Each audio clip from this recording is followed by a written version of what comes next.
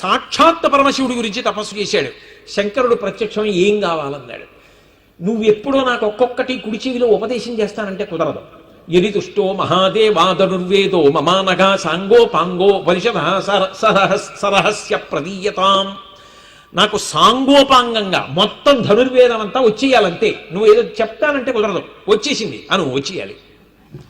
రాక్షసులు, యక్షులు, గంధర్వులు, కిన్నెరులు, కింపురుషులు, దేవదానవులు ఎవరి దగ్గర ఎన్ని అస్త్రాలు ఉన్నాయో అన్ని నాకు రావాలి. తథాస్తు అని అన్నాడు. తథాస్తు అని వెళ్ళిపోయాడు.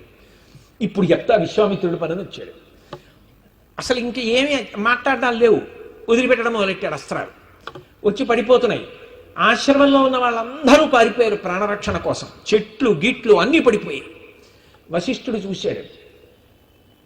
ఈ విశ్వామిత్రుడి క్రోధం పరమశివుడి గురించి తపస్సు చేసి ప్రత్యక్షం చేసుకున్నాడు. నిజంగా ఏమైనా కోరచ్చు, కానీ లోపల ప్రతీకార ధోరణి, ఆ క్రోధం ఉందే, అది మనిషిని ఎంత దూరమైనా తీసుకెడుతుంది.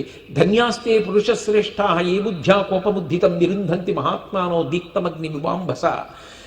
క్రుద్ధ పాపం న కుర్యాత్కః క్రుద్ధో హన్యాద్గురూనపి క్రుద్ధ పరుషయా వాచా నరం సాధు నధిక్షిపేత్ యస్యముత్పరితం క్రోయం క్షమయైవ నిరస్యతి ధూరగస్త్వచం జీర్ణాం సవై పురుషముచ్యతే అంటారు సుందరకాండలో హనుమ. పాము తన కుబుసాన్ని తాను విడిచిపెట్టినట్టు తన కోపాన్ని తాను విడిచిపెట్టగలిగిన వాడు ధన్యుడు. కోపం పైకొస్తున్నప్పుడు దాన్ని ఓర్పన్న నీళ్లు పోసి ఆర్పాలి. అలా ఆర్పకపోతే కోపమునకు వశపడిపోయి నోటి మాట అదుపు తప్పిపోతుంది. ఏం మాట్లాడుతున్నాడో తెలియదు, ఎవరిని అవమానిస్తున్నాడో తెలియడు. చిట్ట చివరికి పెద్దల్ని చంపేస్తాడు కూడా.